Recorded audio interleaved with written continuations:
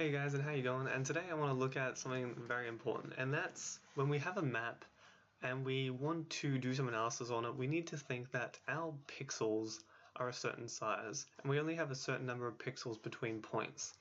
But when we go down and measure the distance between our points when we're on site, we'll notice a bit of a problem.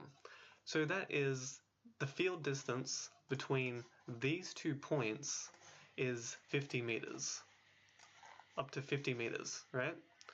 But the problem is that we have pixels. If I just go into it, I want to go to view metadata, map info. Our pixels are 2.4. We have a problem there. And so when we do it, our image distance, which will be different to the actual field distance, will be in blocks of 2.4 rather than our intervals of 2, which is what we measured. So rather than going over our maximum, we'll stop one less at 48. And we need to determine how many pixels of 2.4 do we have. Well, that's pretty easy. So all we have to do for that is we have to go to, what's the button here? I want to go, actually first, I want to have my infrared layer, and then I can go to display, profiles, arbitrary, and then if I select 1, select 2, and then double click, I can see my 3 bands here. So if I just read this out, I can see red is band 4, that's infrared, green is band 3, that's red, and band 2, which is blue, is green. So remember, blue, green, red, infrared, so infrared, red, green. So this is what we have here. And we have a transect of 20 pixels. And if you want, you can export this as a ASCII, and that would appear as something like this. So I have my 20 pixels, and I have the brightness per pixel right there. So then all I need to do is, well, I need to show 2.4 per pixel. So if I have 20 pixels, each one is 2.4.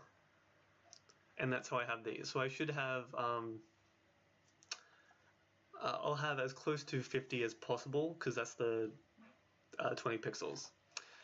Okay, so, and when we went to the site, we looked at what's at the lower story, the mid story, and the upper story in terms of what you see. And you write down like the categories of what you see, and then you write either 1 or 0. So for along the 50 meters here, in the upper story, I have live, I saw this, so I write 1. So think of it as 1 is yes and 0 is no. So I have yes, no, no, yes, no, no. So I should have live twice, just twice. And that's what we're going to be producing here. So you see live, let me go a bit more. So live is green, so yes, yes, no. Branch gets a 1, so it appears as a yes. This is 0 to 1. And then we're also going to show on the same graph a second type of graph, and that's a line graph. This will be our bands, infrared and red, which we're also going to be adding. So we can do this very, very simply. Sometimes it buggers up and you just need to like redo it, but assuming that it works, let's just make a column, clustered column. Then we can just go to select data, and you can see this line here. This means we've selected everything. We don't want that.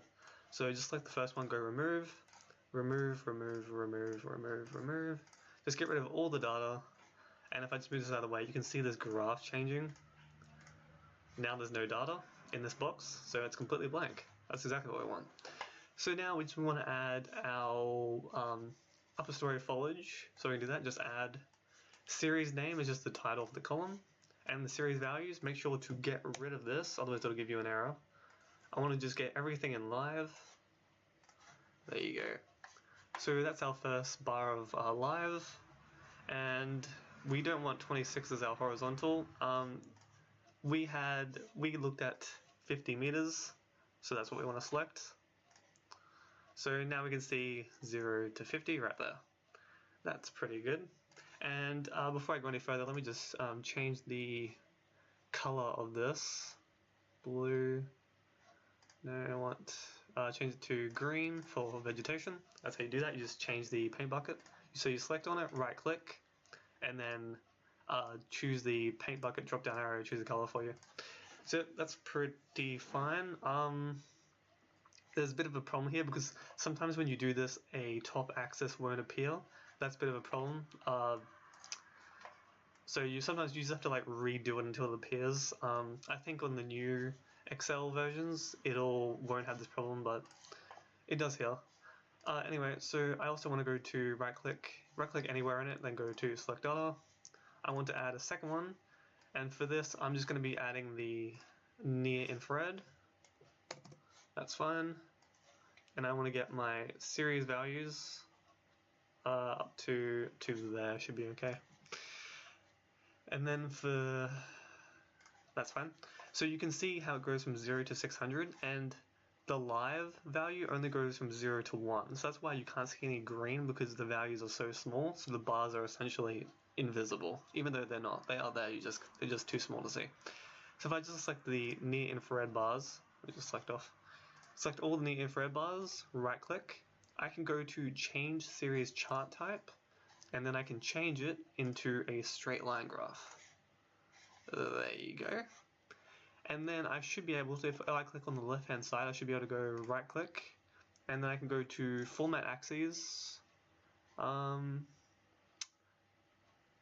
that's not it. Should be format data series. Here it is. So if you right click on the line graph, then go to format data series, you can go to secondary axis, and there you go. I now have two axes.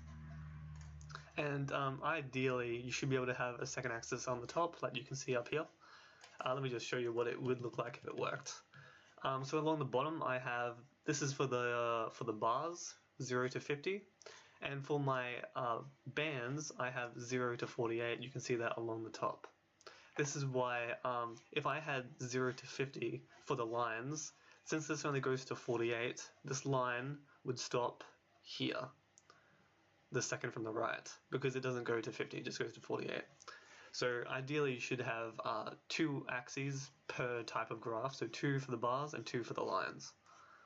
But it's not working here, that's okay. That's what it should look like. You just have to redo it a couple times until you get it right. Anyway, if you click on the 0 to 1s, or 0 to 1.2 here, I can go to format axes. I want to change the maximum value to 1.0. There you go, it's at the very top. And then ideally this line should, if I go to select data from the line, let me just go to edit. I can change the X values because I don't want it to be this one anymore. Bear in mind that you can only do this after you change it into a line. You can't do it while it's a bar. But anyway, I want to change it to the image distance. And there you go. This is 0 to 50. And this is 0 to 48. Anyway, I know this isn't working right now, but that is the steps to do this. And then eventually you should be left with something like this. And this can show you where the infrared is high and low for each of these vegetation types.